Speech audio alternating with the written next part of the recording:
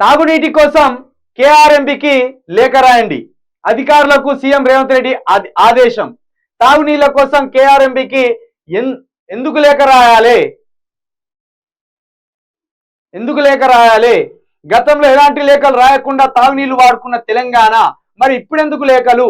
అంటే కృష్ణా ప్రాజెక్టులను కేంద్రానికి అప్పజెప్పినట్టేనా? కృష్ణా ప్రాజెక్టులను కేఆర్ఎంబికి అప్పజెప్పేది లేదంటూ అసెంబ్లీలో తీర్మానం. ఒకవైపేమో కేఆర్ఎంబికి సంబంధించిన ప్రాజెక్టును ఏవత్తు మోడీ చేతిలో పెట్టొచ్చిందనేమో బీఆర్ఎస్ పార్టీ, అసెంబ్లీనేమో మేము అప్పగించలేదు అంటాను. మరి అప్పగించనప్పుడు మళ్ళీ కేఆర్ఎంబి నీళ్లు వాడుకోవడానికి లేఖలు ఎందుకు రాయాలి? ఇప్పుడు మన వాహనం ఉన్నది, మన పక్కన దగ్గర ఒక బండి ఉన్నది. ఆ బండి ఒక రోజు ఇరా అంటే ఆయన అనుమతి తీసుకోవాలి. ఎందుకంటే బండి వాంది కాబట్టి, టూ వీలర్ వాంది కాబట్టి వాని దగ్గర నుంచి అనుమతి తీసుకొని ఒక రోజు వాడుకోవాలి. కిరాయి లెక్క, ఇక రెంట్ అనుకోరాదు. మరి మనదే సొంత వాహనం ఉన్నప్పుడు మనం ఇంకోన్ని వాడవలసిన అవసరం ఏంది? మన వాహనం మనం స్టార్ట్ చేసుకొని వెళ్ళిపోవడమేనే. ఇన్ని రోజులు కేఆర్ఎంబికి సంబంధించిన నీళ్లు మన చేతిలో ఉండే, మనం ఎప్పుడంటే అప్పుడు వాడుకోవచ్చు, ఎక్కడికంటే అక్కడికి పారించుకోవచ్చు. ఇప్పుడు దీన్ని తీసుకుపోయి మోడీ చేతిలో పెట్టిండు. మోడీ చేతిలో పెట్టినప్పుడు మళ్ళా అయ్యా కొన్యాన్ని అడుక్కోవాలి.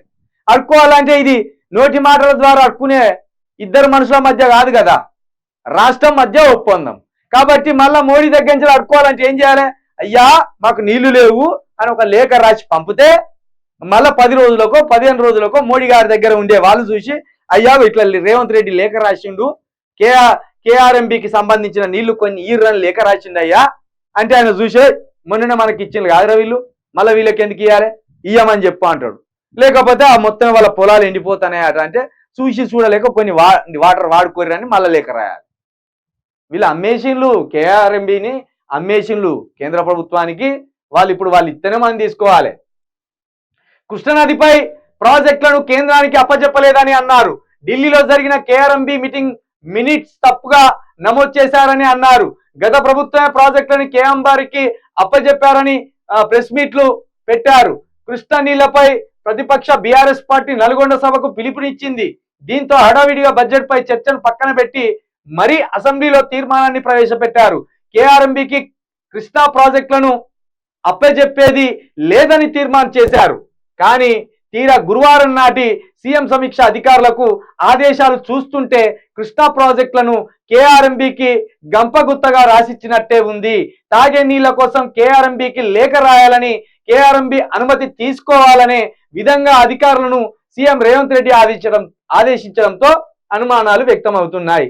అనుమానాలు ఏమున్నది, ఇక నిజమే. ఇది ఒకనికి అప్పచెప్పినాక, కృష్ణా ప్రాజెక్టులను ఒకనికి అప్పచెప్పినాక వాని దగ్గర నుంచి అనుమతి తీసుకోవాల్సిందే.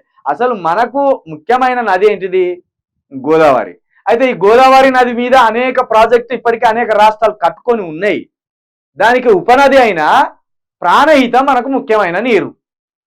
ఆ ప్రాణహిత ద్వారా నీళ్లు 250 టీఎంసీలు వ్యర్థంగా సముద్రంలో కలుస్తున్నాయి అన్న ఆలోచనతోటి కాళేశ్వరం, మేడిగడ్డ ఈ డిజైన్ అంతా ఒకటి చేసిండు కేసీఆర్. ఈ డిజైన్ సిద్ధం చేసిండు. అది అర్థం కాక వీళ్ళంతా పిచ్చి పిచ్చి కథలు పడతాను. అసలు మన తెలంగాణకు సంబంధించిన నదులు వాటి పారుదల ఎటున్నదో తెలిస్తే ఏ ప్రాజెక్టు ఏ నది పక్కన కట్టాలనేది అర్థమవుతుంది. అది కేసీఆర్కి అర్థమైంది కాబట్టి ప్రాణహిత నీళ్లు వ్యర్థం కావద్దు అనే ఒక ఆలోచనతోటి మేడిగడ్డను కట్టిండు. అది చాలా పెద్ద సబ్జెక్ట్, వీళ్ళకి అర్థం కాలే. ఆ నదులను అన్నిటిని మనం అర్థం చేసుకోగలిగితే ఏ నది నీళ్లు ఎటు వారుతాయి, ఎటు బారే నీళ్లు మనకు వస్తాయి, ఎక్కడ వ్యర్థమవుతున్న నీళ్ళను మనం వాడుకోవచ్చు. గోదావరి సంబంధించిన నది మీద అనేకమైన కట్టుకున్నారు, చాలా మంది కట్టుకున్నారు. మహారాష్ట్ర రానిస్తుందా గోదావరి నీళ్లు? ఏదో అడుగు పొడుగు అత్తే మనం వాడుకునేది. దానికి ఉపనది అయినా దానికి ఉపనది జీవనది ప్రాణహిత. ఆ ప్రాణహిత నీళ్లు వాడుకోవాలి మనం. ఈ ఆఖరికి ఉన్న నీళ్ళను కూడా ఆగం చేసే ప్రయత్నం చేసిండు రేవంత్ రెడ్డి.